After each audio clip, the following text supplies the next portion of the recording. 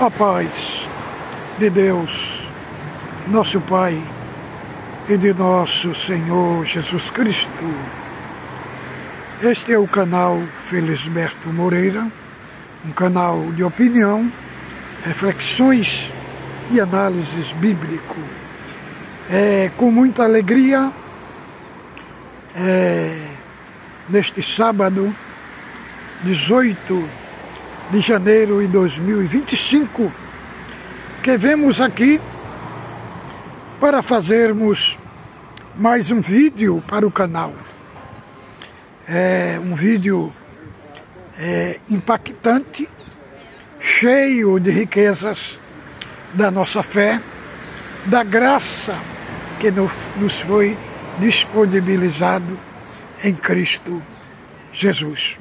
Você que não é inscrito no nosso canal, mas que assiste os nossos vídeos, por gentileza é só você clicar aí abaixo e você se torna participante desta grande família cristã que temos aqui juntamente a nós.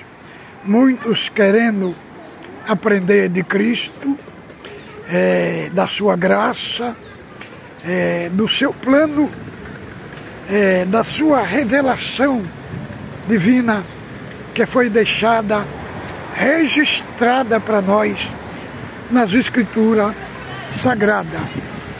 Este livro tão maravilhoso é o livro mais vendido do mundo, o livro mais lido,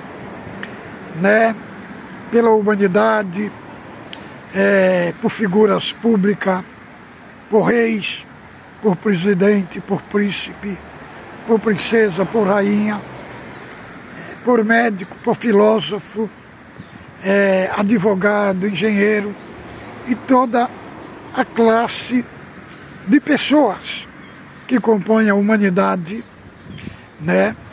tem acesso a este livro magnífico, que nele foi registrado a mente de Deus, o propósito de Deus, o que é que Deus quer do ser humano, por que Deus deixou ele para o ser humano se arrepender, quebrantar o seu coração e vir para Cristo.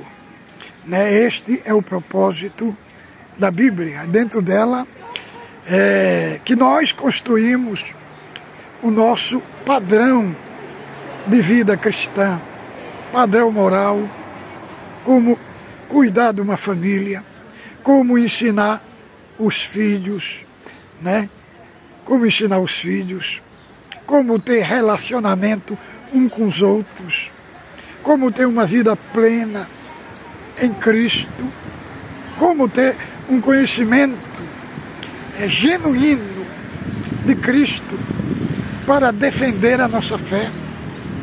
Aqui, irmão, se for falar, nós ficamos o dia todo falando qual é os padrões divinos que foram deixados para a Escritura, na Escritura Sagrada. É dentro dela que nós formamos um padrão para sermos cidadãos do céu. Agora, hoje, nós vamos falar de 4 doutrinas que estão registradas na Escritura. O que é a doutrina apostólica, a doutrina de demônios, a doutrina dos homens e a doutrina dos fariseus. Estes 4 tipos de doutrina que nós vamos falar hoje para abrir a mente de cada um, irmãos, para nós não comermos doutrina, pregação vindo da própria boca do diabo. O negócio é sério. E tem muita gente que está dando glória a Deus em pregações pregadas pelo próprio diabo. Então isso nós vamos abordar mais adiante. Mas a primeira doutrina que nós vamos expor aqui é a doutrina que está escrita em Atos dos Apóstolos 2:42. e perseveravam na doutrina dos apóstolos, na comunhão, na oração e no partir do pão. Irmãos, a doutrina, o que é a doutrina dos apóstolos? Muitos querem transmitir que tem a sã doutrina através de regra e uso de costume, como eles fazem na CCB, né? Os irmãos têm os vestidos lá nos pés, né? O cabelo comprido, que nunca foi cortado. O que é isso, irmão? É uso e costume.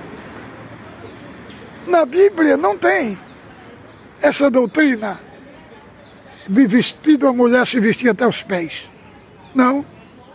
Inclusive tem uma igreja na cidade do Porto, do Portugal, que fica a 300 quilômetros de onde eu estou gravando esse vídeo. Daqui lá dá 300 quilômetros. No Portugal, uma igreja para uns 700 irmãos. Uma igreja muito grande. É atendido pelo caríssimo irmão Vitor, né, do Porto. Ele é, se não me falha a mente, o ancião mais antigo da Europa. É ele que preside as reuniões no Portugal, no país do Portugal. Na igreja dele, ele abriu, falou que para os irmãos usar calça comprida, que não é pecado. Então eu congreguei lá mais de 2 anos e a gente vê. E no começo comecei a estranhar, né, as irmãs levantando com véu na cabeça, com calça comprida, e indo lá na frente testemunhar, contar o que Deus fez na vida delas, né, de calça comprida. Irmãs orando dentro da igreja, com calça comprida. E eu perguntei para os irmãos, não é proibida a calça comprida? Não, irmão. O irmão Vitor liberou. Ele, como é um homem, assim, advogado, parece que foi juiz, é uma pessoa muito nobre, finíssima, conhecedor da cultura. Então, esta doutrina que as irmãs têm que vestir só de saia, né? Lá também não tem, as irmãs tudo de cabelo cortado também. Então, foi autorizado por eles, né? As irmãs podem vestir calça comprida. Se quiser vestir vestido, saia, sinta como queira. Mas se quiser vestir calça comprida, não tem nenhum problema, né? E participei também de muitas orações no Porto, as irmãs tudo orando, maior parte, por Cidade Nova, tudo de calça comprida, irmão. Tudo de calça comprida. E não passa nada, irmão. Por quê? O que a Bíblia diz? Que as mulheres têm que se ataviar com traje honesto, com pudor e modestia, né? Mas não fala o tipo de modelo que as irmãs têm que se vestir. Então, isso daí é uso e costume.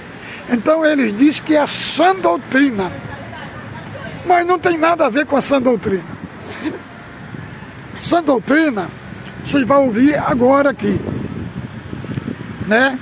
Que quando diz a sã doutrina, está fundamentada nos aspectos da conduta cristã, como nós nos devemos andar, como nós nos devemos andar, se portar diante da sociedade, diante dos incrédulos, qual é a nossa conduta, a nossa linguagem, qual é a linguagem que temos que ter na nossa boca, né? Como diz que a nossa palavra tem que ser uma palavra sã, irrepreensível.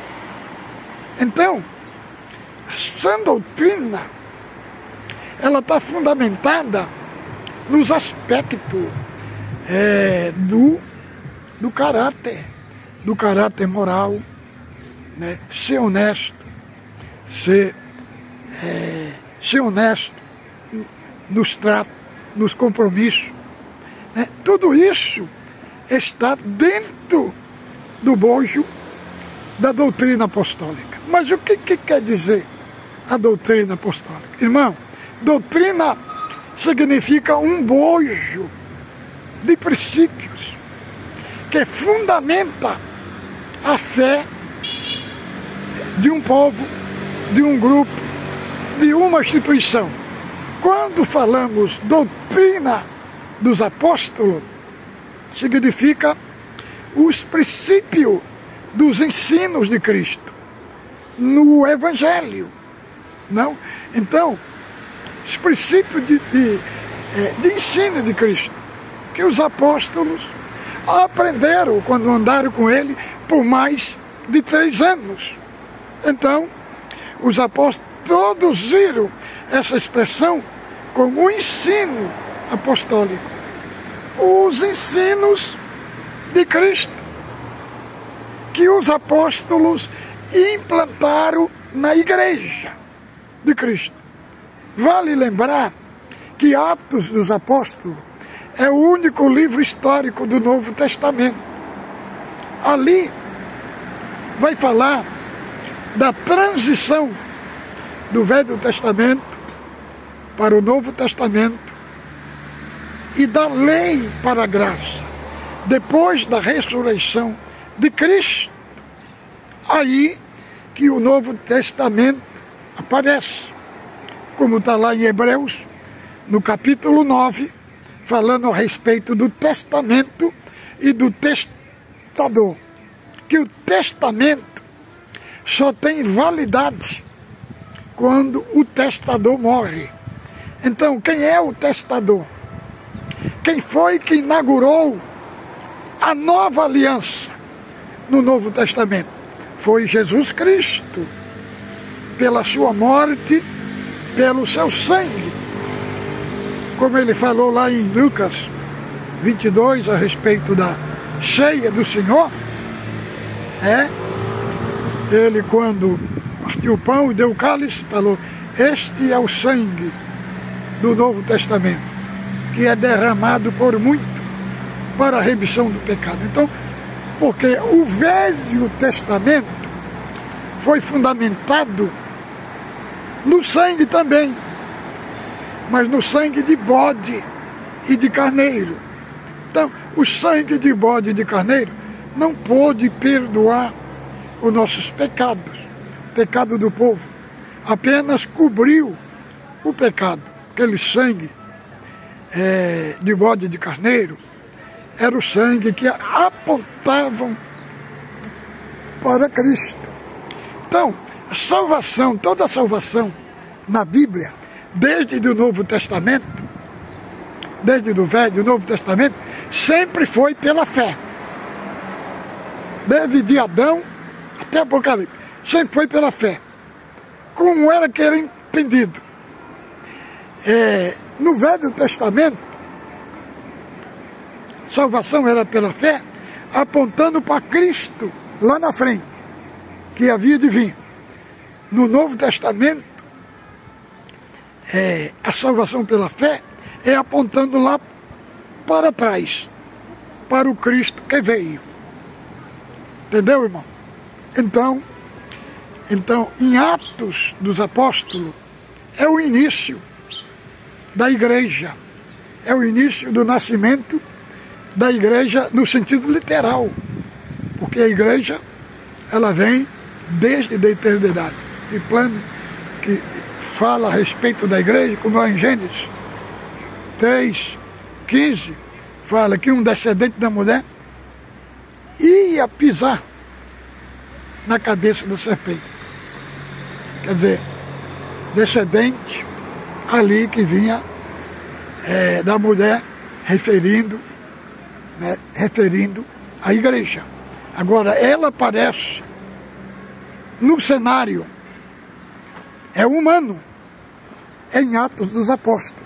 É ali que se dá, que se desenrola as primeiras convenções. Então, ali nós encontramos o nascimento da igreja e como a igreja foi formada em Atos dos Apóstolos. O Senhor Jesus falou que João falou que o Senhor Jesus ia batizar com o Espírito Santo e com fogo. E o batismo do Espírito Santo em Atos dos Apóstolos, lá em 10, 40, 48, Pedro vai falar que esse batismo do Espírito Santo é o dom da linguagem. É evidências de língua. Ele fala que é o batismo do Espírito Santo. Que é o batismo do Espírito Santo. Vamos ler aqui, né? Atos 10.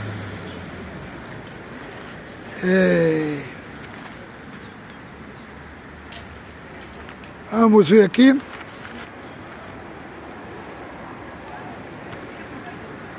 É, 10.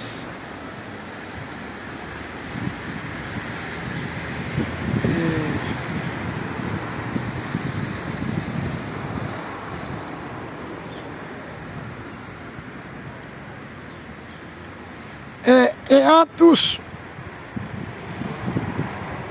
11 e 14. Vamos ver aqui. O qual te dirá palavras mediante as quais será salvo tu e tua casa. Que ele está falando a respeito de Cornélio. Quando, porém, comecei a falar, caiu o Espírito Santo sobre eles, como também sobre nós no princípio. Então me lembrei da palavra do Senhor quando disse João, na verdade, batizou com água, mas vós sereis batizados com o Espírito Santo. Então, quando desceu o Espírito Santo sobre os discípulos, e eles começaram a falar em língua, Pedro fala aqui no seu testemunho, ele lembrou do que Cristo falou, de que João tinha falado, que vós sereis batizados com o Espírito Santo. Então, Pedro está fazendo uma alusão aqui, irmão, a evidências de línguas. Então, vamos ao assunto. Então, irmãos, Atos dos Apóstolos, ali teve aquele grande manifestação, em 2 de Atos, que o Espírito Santo foi derramado, e muitos falaram em novas línguas, mais de 120 ali, que estavam congregados, falaram em novas línguas, né? E aí, quando nós chegamos em Atos 2:42, nós enxergamos bem o que aquela manifestação trouxe para a igreja. Não foi somente o batismo do Espírito Santo com evidência de novas línguas. Não, ele trouxe a formação doutrinária para a igreja. Como nós vemos, Atos 2:42. Perseveravam na doutrina dos apóstolos. Querendo dizer, como é que eles perseveravam? Eles perseveravam lendo, irmão. Lendo, estudando, examinando e permanecendo nos ensinos de Cristo, que era transmitido pelos apóstolos, né? E eles permaneceram na doutrina, perseveraram. E perseverar não é só, irmão. Não é só permanecer.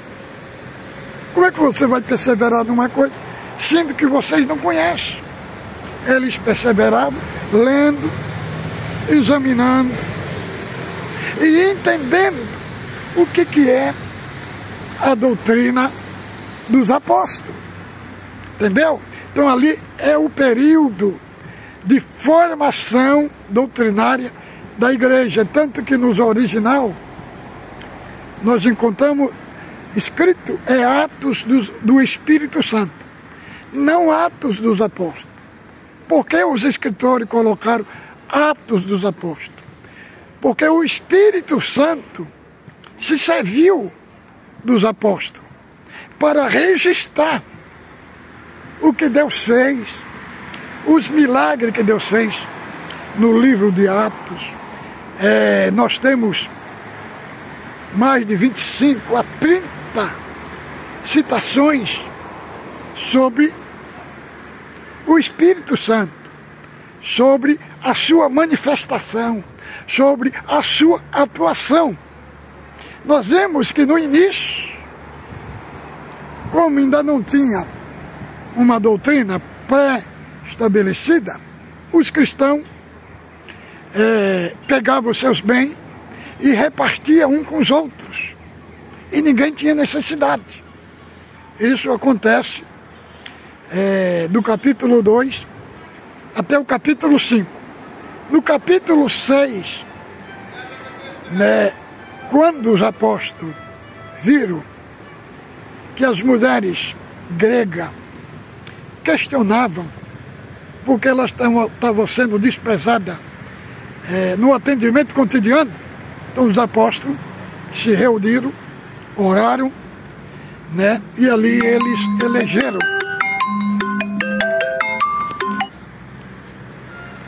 E ali eles elegeram 7 diáconos, E eles falaram: nós perseveraremos na oração e no ministério da palavra, e os diáconos serão constituídos para a mesa. Então ali foi definida uma doutrina. Em 6 de Atos. Em 5 não tinha essa doutrina. Era o próprio povo que supria a necessidade um dos outros.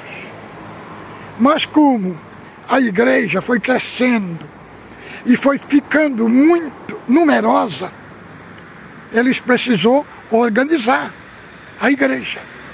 E aí eles organizaram a igreja colocando o ministério diaconato para suprir toda a necessidade da irmandade. Este assunto da doutrina dos apóstolos, nós vamos falar hoje ele muito superficialmente, porque temos que falar outros tipos de doutrina. No outro vídeo nós vamos abranger mais a doutrina dos apóstolos. Agora vamos para falar agora sobre o que é a doutrina dos demônios. Abra aí a sua Bíblia, João, Epístola do Apóstolo João, capítulo 4, do verso 1.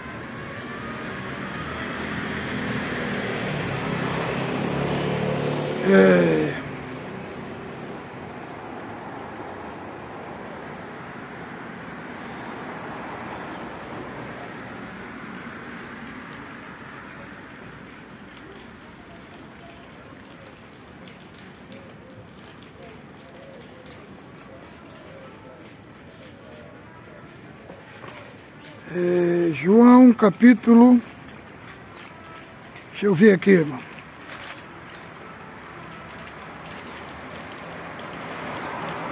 Vamos ver aqui na escritura.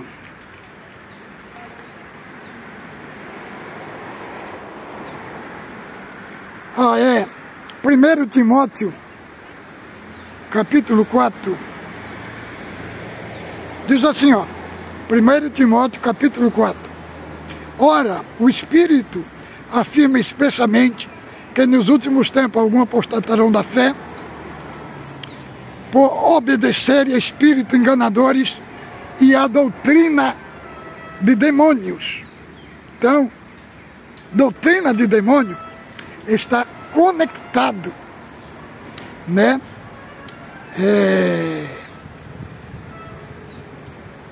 Está conectado ao ensino do engano, né? Ensino do engano.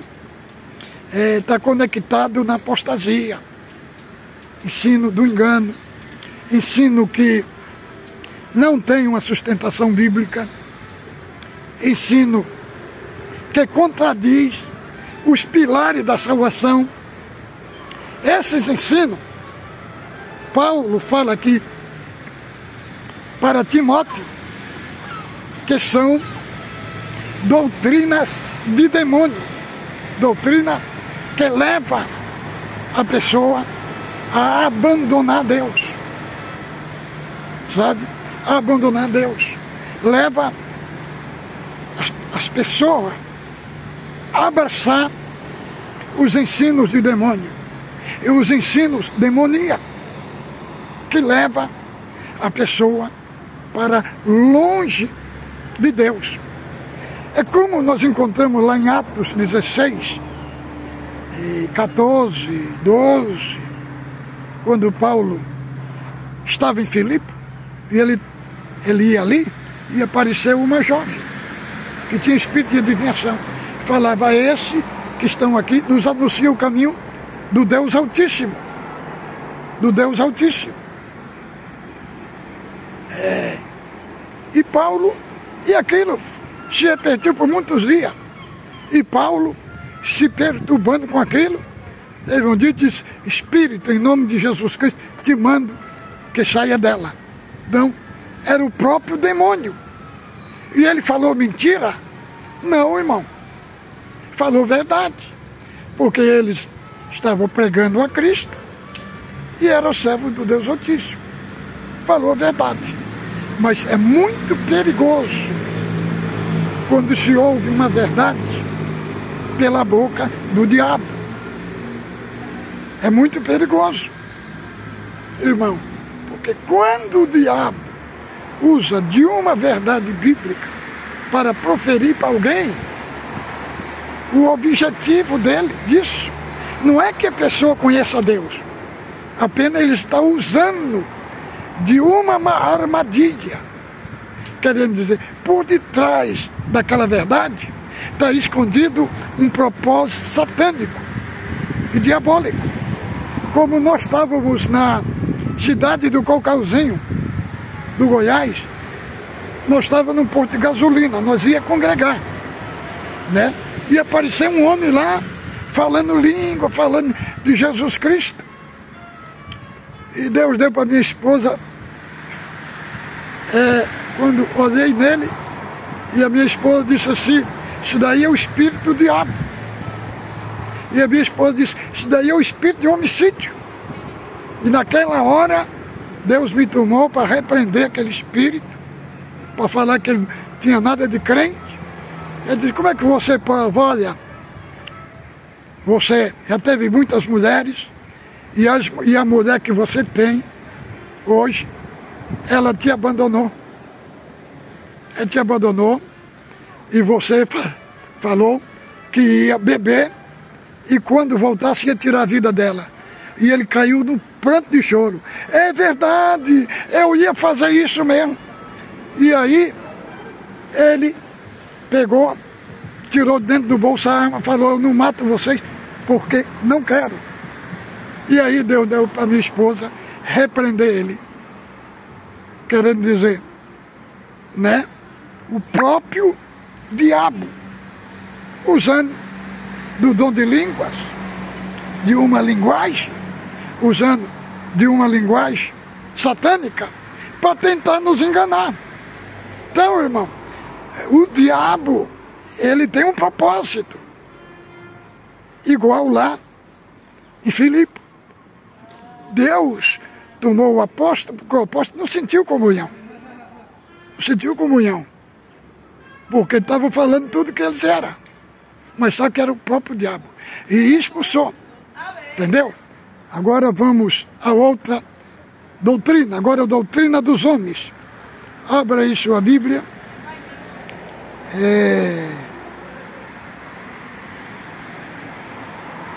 em Colossenses, capítulo 2, de Colossenses, capítulo 2, do 20 ao 23. Se morreste com Cristo para o surgimento do mundo, porque como se estivesse no mundo, não sujeitais à ordenança, não manuseeis, não proveis aquilo, não toqueis aquilo outro, segundo o preceito e doutrina dos homens. Pois que todas estas coisas, com uso, se destrói, das coisas com efeito, com aparência, sabedoria, como de culto de si mesmo, e de falsa humildade, e de rigor ascético, todavia não tem valor algum contra a sensualidade. Então, que a doutrina dos homens. O que é a doutrina dos homens? É aquela doutrina que quer aprisionar a sua mente, cativar a sua mente, te fazer escravo, ter domínio sobre você, te manipular, entendeu? Te colocar lá dentro daquela caixinha. Igual muitos aí usam até o magistério da Igreja Católica.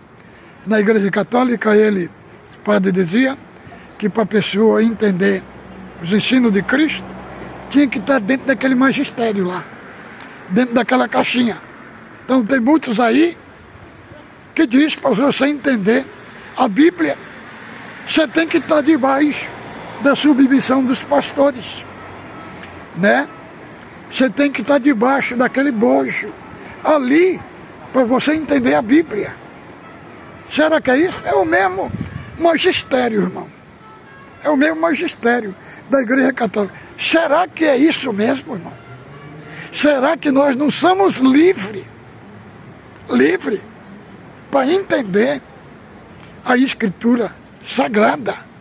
Será que Cristo não nos deu essa liberdade? Eu não estou dizendo, irmão, que nós temos que ser rebeldes, se levantar contra uma autoridade eclesiástica, né? Contra o governo eclesiástico. Não é isso que eu estou dizendo. O que eu estou dizendo, irmão, a Bíblia, depois que o véu do templo se rasgou, né, a porta da eternidade foi aberta para os homens. E nós temos acesso a Deus, não é através de um teólogo, não é através de uma academia, mas é através de Cristo. Isso eu não estou desprezando o ensino teológico. Não. Eu estou falando que para nós ser salvo, nós não precisamos de uma faculdade teológica. Ser salvo é unicamente pela fé. Agora, você estudar profundamente, teologicamente, isso é bom porque vai te dar um fundamento técnico, uma interpretação mais profunda, entendeu? Então eu estou falando em outro aspecto. Agora vamos a outra doutrina que está em Mateus capítulo 16.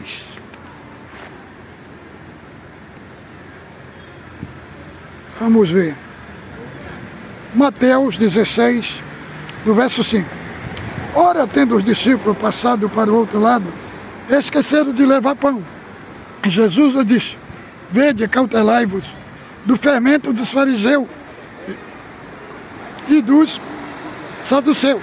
Eles, porém, discorriam entre si, dizendo: é porque não trouxemos pão? Percebendo, Jesus disse: porque decorreis entre vós, homens de pequena fé, sobre ou não terdes pão, não compreendeis ainda, não vos lembrai dos 5 não vos lembrai dos 5 pães para 5.000 homens, e de quantos cestos tomaste?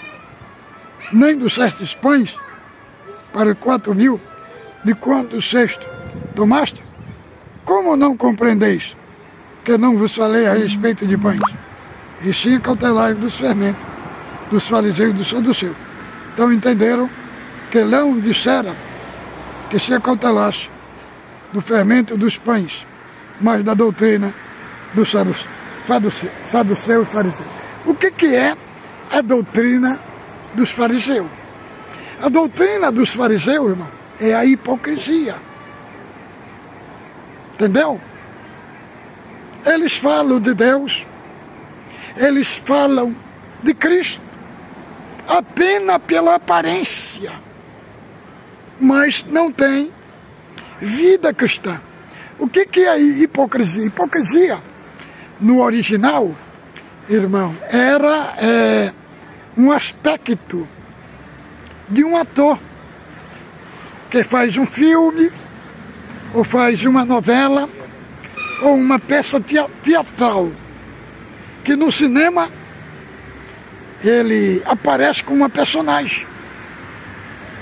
Só que na vida real ele é outra pessoa. Então, esse é o tema técnico de hipocrisia para o hipócrita. Diante do povo ele manifesta ser uma coisa, mas fora é outra. Não pratica nada daquilo que ele ensinou. Por isso que o Senhor Jesus falou: praticai tudo que ele vos disser, mas não proceda com as suas obras, porque dizem e não praticam. Então, fique com Deus, ósculo santo no vosso coração.